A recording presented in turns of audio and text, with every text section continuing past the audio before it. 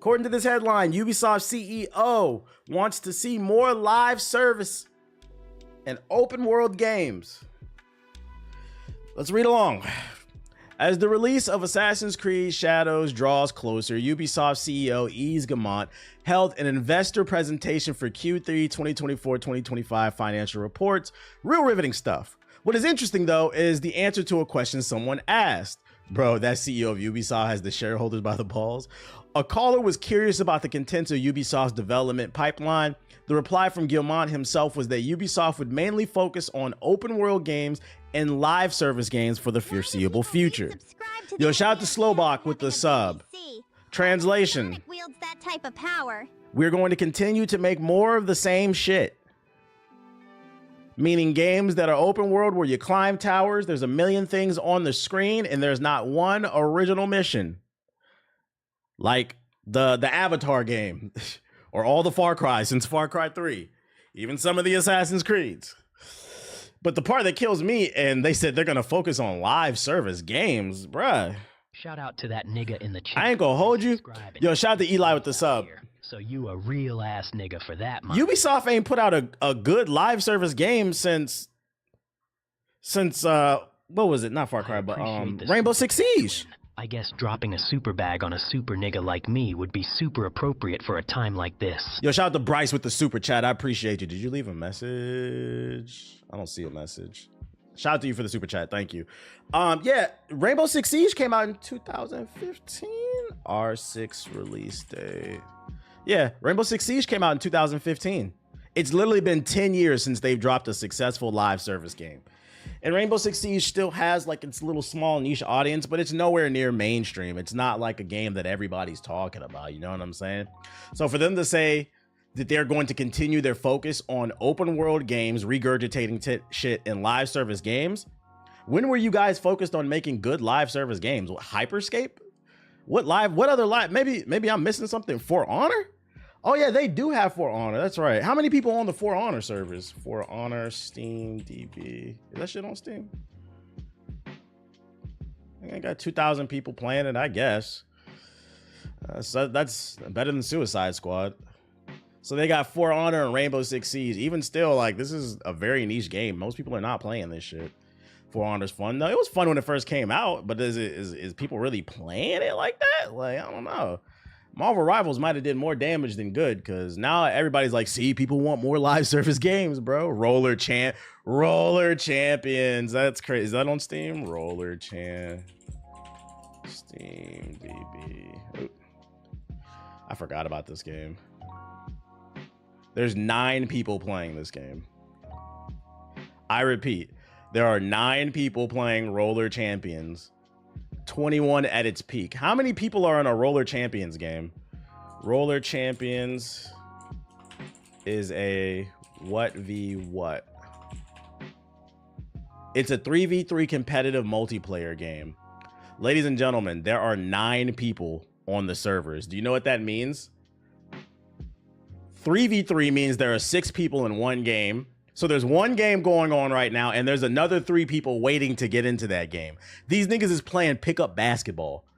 You know, when you go to LA Fitness or like whatever your local, your YMCA or whatever, niggas is hooping and shit. Hey, yo, I got next. That's what they're doing. It's 3 niggas on the server waiting to get into the game. Whoever lose got to get out the spot. 2K. Hey, yo, I got next.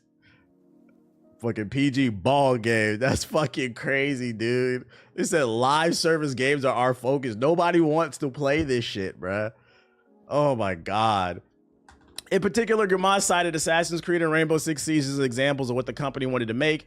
Anything that could be described as a games of service would be something that we want to deliver year after year.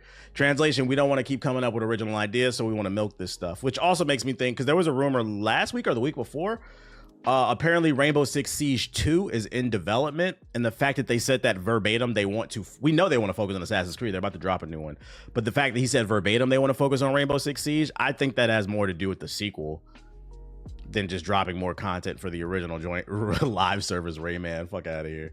They in one Discord call. What's that extreme sports game Ubisoft had? Is that still going? Oh, what was it? Riders Republic. I think that's a live service game, right? There's 100 people playing. There's 100 people playing Riders Republic, guys. There's 9 people playing Steam, the champion shit. Roller Champions. Yeah, so like their live service games are duds for the most part. Steep. I forgot about the Steep. Steam DB. 100 people are playing Steep. Once again, why is there focus? We just pulled up 3 different failing live service games.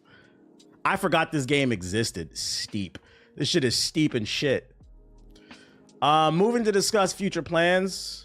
Guillemot noted that they had more than just Assassin's Creed Shadows in the works. Rainbow Six Siege has been focusing well, and they have big plans for the game in 2025. He did not specify what those plans entailed, but using a few context clues, they seem as predictable as they are profitable.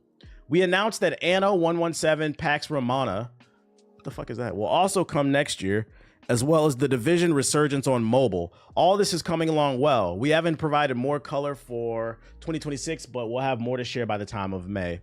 Now, if the Division Resurgence on iOS and Android does well, this could make them a lot of money. The mobile market is a growing market. So if they get all the kids in the US and then maybe countries like China and India, this game could be big and make them a lot of money, and it could end up subsidizing the development for the rest of their games. But if this fails, and if Rainbow Six, because like if they are working on Rainbow Six Siege 2, it's got to be a banger. And I'm gonna tell you why. The anti-woke people, and they might have a bad day in March, and this is what sucks about this news, them focusing on live service games. According to reports, Assassin's Creed Shadows pre-orders are in line with Assassin's Creed Odyssey. Assassin's Creed Odyssey sold well. Ubisoft is happy with the pre-launch build for Shadows, despite multiple delays that pushed the game out to 2024 to March 2025. Ubisoft CEO Guillemot says that the interest in the game has seen strong pre-orders overall. During Ubisoft's Q3 2025 earnings call on Thursday, Guillemot said that the pre-orders for Assassin's Creed Shadows are tracking solidly in line with that of Assassin's Creed Odyssey, the second most successful entry in the franchise. Aside from the pre-orders, Ubisoft says that the previews of the game have been strong from multiple angles. Early previews have been positive, praising its narrative and immersive experience, with both characters playing critical roles in the game's storyline, as well as the quality and complementary of the game provided by the dual protagonist approach. And to be fair to the CEO, our very own, this 5,000 Watts, talked about Assassin's Creed Shadows on the latest GI podcast. If you haven't listened to it, subscribe to GI Updates. That's the podcast right here.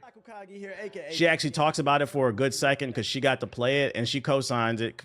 She says that it was actually fire.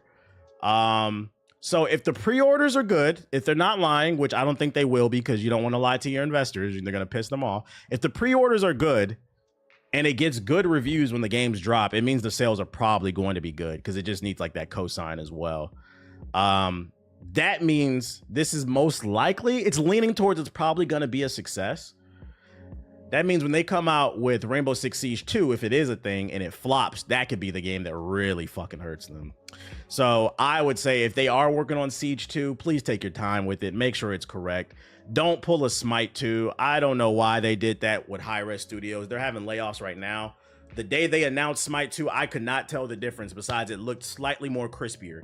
It looked like a resolution upgrade, but like the visuals didn't look better. The actual textures and the character models, the art style didn't look different. The gameplay looked exactly the same. Make sure you take your time with it, because people have been waiting a long time for that. Are you going to check out the Pyro Yakuza demo at some point today? That came out today? I thought that came out tomorrow. Also some breaking news, but it looks like TikTok's back on the iOS App Store. I still got it on my phone, but I mean, hey, shout out to y'all if you want to download TikTok.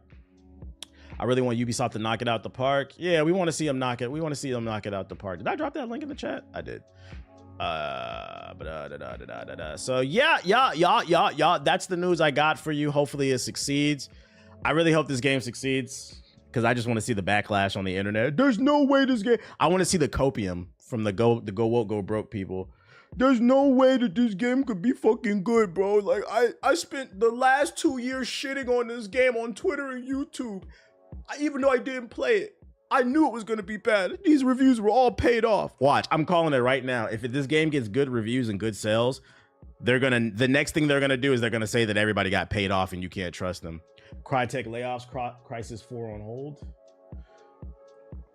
Thank you for the link.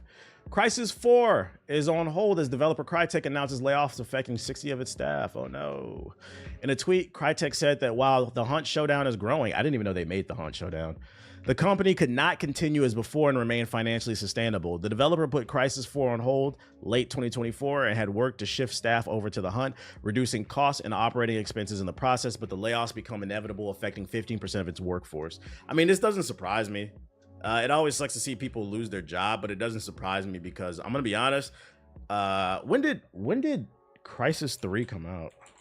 Crisis 3. Crisis 3 came out in 2013. Yeah, I remember because this was around the time I first got into PC gaming.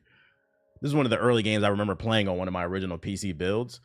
And I feel like this is the last real hit, like banger that they had. Yeah, the PC Melter. Like, it's been a very, I didn't even know they made the Hunt Showdown because like I see trailers of it, but I don't know anybody who plays this game. Like, I don't think it's a very successful game. So it's been well over a decade and they're still riding the coattails and the success of Crisis. Crytek needs to develop a new franchise that hook people in. Crisis 3 was so generic.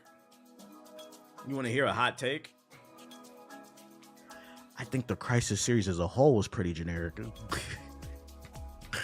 Because if we take a look back at the whole Crisis series as a whole, most people, when they talk about it, they talk about the visuals. It was one of those games that first separated itself from console, where like if you wanted a game on PC to justify buying your PC in comparison to the console, you're like, wow, and it did. Like, those games did look fucking amazing. Yeah, it was a meme. But the actual Crisis gameplay was a generic first-person shooter with a little bit of sci-fi type shit. 23 and Me kit. I know I'm black, but I need a Yo, shout out to Mr. Scott. Taco Fall black or just Blake Griffin. Shout out to Mr. Scott with the super chat. Let me bring up. I need to keep up the YouTube so I can look at the super chats. I see somebody elephant message. I like the Hunt Showdown, but the game raises my blood pressure. Why does it raise your blood pressure? Welcome to the stream. Let me see. Mr. Scott says, shout out to all the PS4 guys still hand tuning their PS4s. I see you. You're not forgotten. My man says, shout out to all the PS4 players out there still jump starting their PS4s. I appreciate you. The Crisis 3 beta was the first video of yours I saw. That's a long time ago, bro. That was 2013. To the idea of Shadow. That was 12, 13 years ago, depending on when it came out. That type of power. That is fucking crazy. Shout out to Escorns with the sub. Current player count for the Hunt Showdown is 19,000. Really? Hunt Showdown. Really? Hold up now. Steam DB. Dun, dun, dun, dun. Is this the game? It says 7,000. I mean, that's still more than what I thought. Am I looking at the right game, chat? The Hunt. I think that's the game. Let's go there. I mean, that's the current. It peaked at 16,000. I mean, that's more than, I'm not gonna lie, that's more than what I thought it would be. That surprises me. That actually surprises me. So I guess they're not lying. Yeah, Crytek. They're saying the game is growing. I wonder what's causing this surge in player count. That means people do like the game. I never tried it. Other than your trolling videos, your reviews, the first video I saw, true. Appreciate you. Very interesting. Hopefully they get it together. This is interesting too, in regards to the live service games and what Ubisoft was talking about, how they want to focus more on it. It Takes Two boss, the people who are coming out with the Splitgate joint, they have a take on live service. They said It Takes Two boss says studio will never make a live service game. Yo, shout out to Jay Scott. Shout out to Jay Scott with the sub. Hold on 1 second, yeah. I'm gonna call.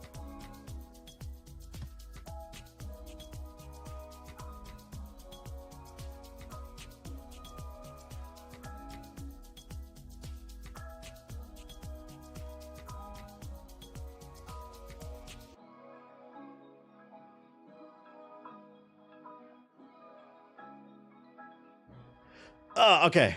Back to what I was talking about. Topic cast. W take on. Yeah, said Aki. Ain't nobody talking to him. Your dog got so big. How awesome. He's a big guy. He's an adult now. He'll be 3 this year. What was I saying?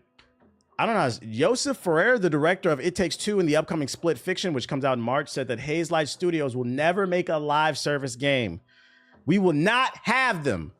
I do not believe in them, Fair said in an interview with Eurogamer. I think live service is not the way to go. I hope more and more developers focus on their passion and what they believe in. He explained that he understands the financial pressures of having to make live service games, but emphasized the need to not lose all focus on creativity. He believes that there should be a balance between the financial and creative aspects, as developers can't just ask for $100 million in funding and do whatever they want. He pointed to the success Hazelight has had since the evidence that trusting in his vision can still lead to a big audience. Last year's Hazelight revealed that It Takes Two surpassed 20 million copies sold, which is crazy because I could have swore, wasn't this game like $30 when it launched? And it came with a free copy because it was a co-op game, both of their games. Because they wanted to make sure you played with a friend. So if you bought one copy, your friend could play with you. And it still sold 20 million copies. And some people were surprised. How did it win Game of the Year? Because it was a great fucking game. That's why. Other studios have recently followed the live service trend of varying success. PlayStation started. Who cares? They're just yapping at that point. I wish It Takes Two was crossplay. I still didn't finish it. On the flip side, though, if his games didn't sell well, EA wouldn't be footing the bill. But he is proving that people want creativity. They want fun experiences. And I hope this news travels around the industry. I think the biggest issue is kind of like what he said. I've been saying it on this stream. I don't know why so many of these studios are going to these publishers and asking for $100+ million.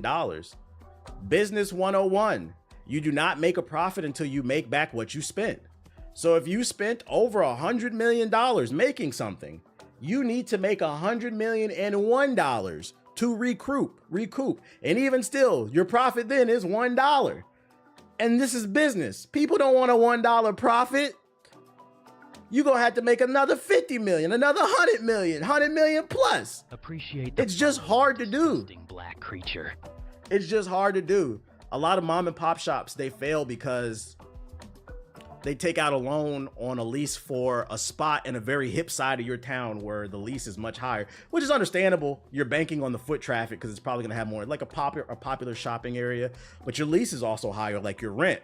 And if you don't make that rent, it makes it hard to sustain. That's why, for those unaware, restaurants is, I think like 90% of restaurants close within the first year or two of them opening.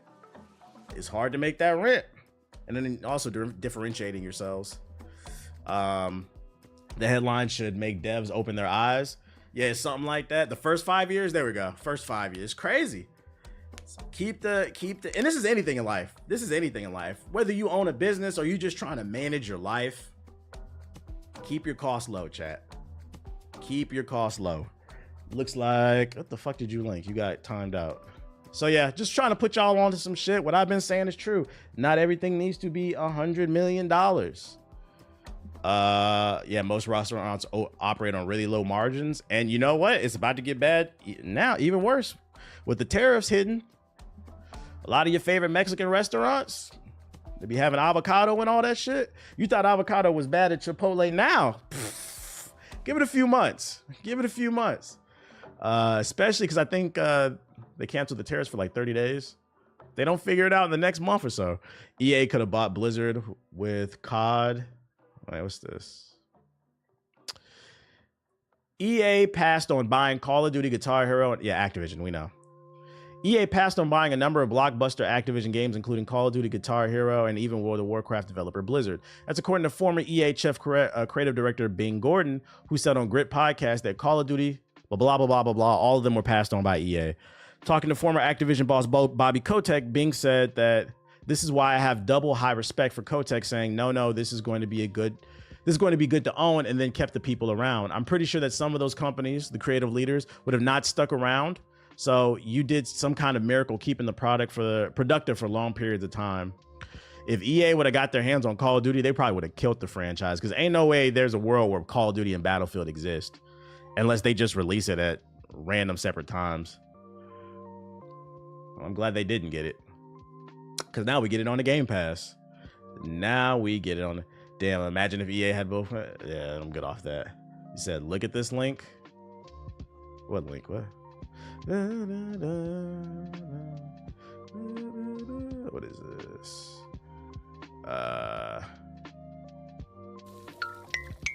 They seem to like it when I put this patty on the grill. I may be able to save this act yet. Roll with it, SpongeBob. Roll with it. There's more where that came from, folks. Yeah! You like that? It's what we wanted all along! PlayStation says it's planning to release more family games like Astrobot. Oh, I missed that. So is that true?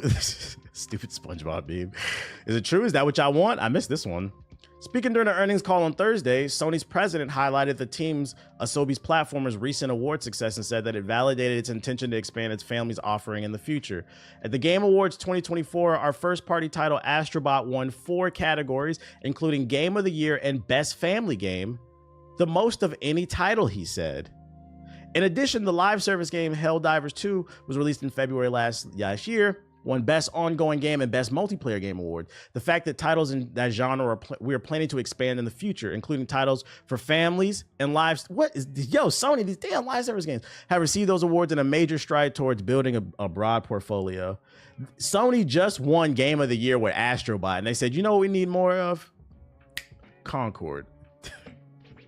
You can't make this shit up, bruh. You can't make this shit up. I can't stress enough. Do you guys know what happens when you win Game of the Year? No, you know what happens when your game gets nominated for Game of the Year and then you win Game of the Year? You get free promotion all across social media and the news, mainstream news, because mainstream news is not reading these articles like this. But, you know, they might report on the Game Awards. They see your game wins Game of the Year. That's free promotion. Then your sales skyrocket even further. So you got a boost in fucking eyeballs and sales, and you said, let's make some more live service games. That's fucking funny. The New York Post is running a story saying Trader Joe is selling fertilized chicken eggs. What? Sony's gonna turn into Nintendo? Need more games. I'm tired of all these God of War clones. What up, Nomad?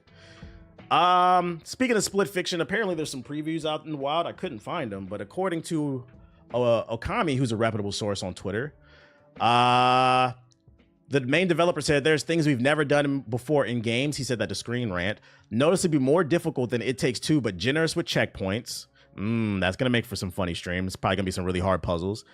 2 protagonists, Mio and Zoe, 2 authors who have been lured into Radar Publishing headquarters with the promise of a publishing deal. The meeting goes horribly wrong, and they're trapped inside of a simulation of their stories, which you have to escape, which explains all the level design, the creative level design. Mio's a sci-fi author, introverted and reserved. Her love for sci-fi will be demonstrated in her abilities, turn into a gravity-defying ninja with an energy sword, wear an advanced exoscoot, dual-wield laser blasters, and more. Then there's Zoe Foster, a fantasy author, can turn into a magical shapeshifter, wield a mythical sword while riding a dragon, fly on a magical kite, and more. Friend Pass has been confirmed. Only one person needs to own the game, and they can invite another person. This is the 3rd game that they've done this. So if you want to play this game and your friend's interested in their title and cash, it doesn't matter. As long as one of you can afford it, you both can play it. W. That's a W. And I'm willing to bet it's probably going to be one of the better games this year because they're batting 2 for 2 so far. Comes out this March, Split Fiction. But what comes out this month? When does it come out? It comes out this week or next or tomorrow? When does it come out? Oh, the release date on the 18th, February 18th. Avowed reviews have dropped. We got some 9s. We got an 8. We got some 7s. We even got some 6s. Reviews are a little bit mixed. The current Metacritic average is sitting at an 80 overall, but it seems to be universally agreed that it is a good game. So I think this is going to be one of those games where it's gonna depend on how good it is going to depend on what your personal preferences are. Me personally, I'm not into the first person fantasy type of thing, so that's why I'm not that interested in it. But it's getting good reviews.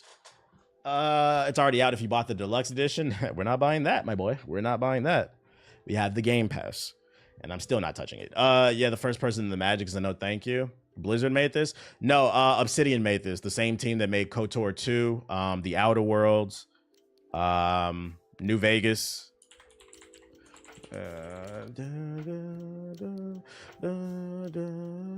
They made Grounded, South Park, The Stick of Truth. I didn't know they made The Stick of Truth. That's fire. You can play it in third person as well. Does it look fun in third person? Avowed third person gameplay. Is it fun? Avowed review. This shit 22 minutes. I ain't watching this. I watch this on my own time, but not on stream. That one's 45 minutes. God damn. Avowed third person. In recent gameplay footage, we found out that you will be able to play Avowed in first or third person perspective. And the third person perspective looks amazing. Every Really? time someone donates a super chat, I'm not gonna lie. Snapchat Sonic my intrusive thoughts. I'm not gonna lie, it doesn't look very eventful to me. Yo, shout out to Dev with the $5 super chat. I appreciate you. He says, good looks to you for keeping us entertained for the years. We're gonna need it. The current news is super depressing, but we gotta stay up. We gotta manifest a better timeline, chat. I appreciate the super chat. We gotta manifest a better timeline. You said no depth to the combat at all. He said it looks really good. Really? This looks kind of janky to me. It looks like it looks like this is a game you're supposed to play in first person. It looks like an afterthought. What's this? The plans to introduce the X-Men into the MCU are still very fluid. We want to start sprinkling in these things so it doesn't feel like you're going to drink from a fire hose when the movie comes. They need to make a good Marvel movie first. Hold on, let me put in the group chat what I put earlier. Let me show y'all this. The blame game has begun. Let me see. Where's it at? Here you go. I saw this earlier. They talking about the X-Men. Can we just make a good movie, period? A Marvel crew member says Captain America Brave New World was allegedly the most tense Marvel set they worked on. Plus, entire sequences were were completely cut. I think everyone on the crew knew this was not going to be a good film. Captain Woke. Damn, he said the sentiment on set is this shit was gonna be ass. They go Siggy in the comments too. My chat said I was a hater though. I said it didn't really look that good in the first place. The blame game has begun. As long as they're not talking DEI. What else I got? Sonic Racing's Crossworlds Network test sign up for the PS5. It'll be playable February 21st to the 23rd. It includes 6 tracks, 5 crossworlds, and 9 characters. If you want to sign up, you can. Here's the link to sign up for the beta. Any Sonic fans? All my Sonic Rider fans in the chat? What happened to it being connected to no one acknowledged Black Panther 2 or Shang-Chi? I think that's the MCU's biggest problem. Why do people resubscribe to the Yo, shout out to idea of Felix shadow Trey having a 6. BBC? Only With the Sonic sub. wields that type of power. They're promoting this Doctor Doom and this next big Avengers film, but they really haven't established a proper timeline and a proper team. Like, there was a crazy build up to Endgame. Like, it's like just movies all over the place and all of it feels stilted and unconnected. Like, it's just fatigue. I don't know, man. All the Cap hate because he black, nothing more. Nah, I don't think that movie looked that good. I don't think it looked that good. I don't know. We'll see when I see it. I just don't think Anthony Mackie is a main character actor, at least for this movie. There's something about it. I've seen some people say that in the reviews, like he can't carry a film. It could be the writing though.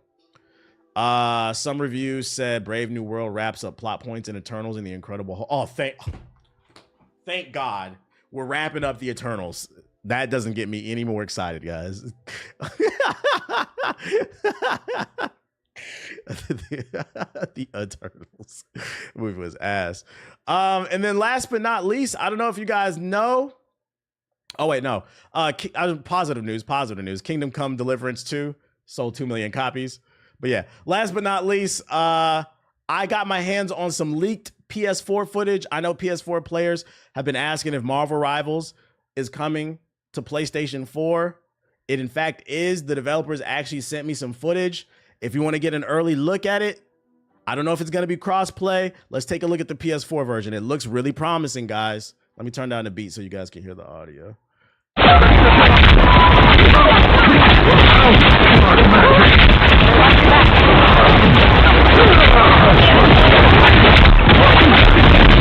the eye of Agamotto! Shield the wrath of the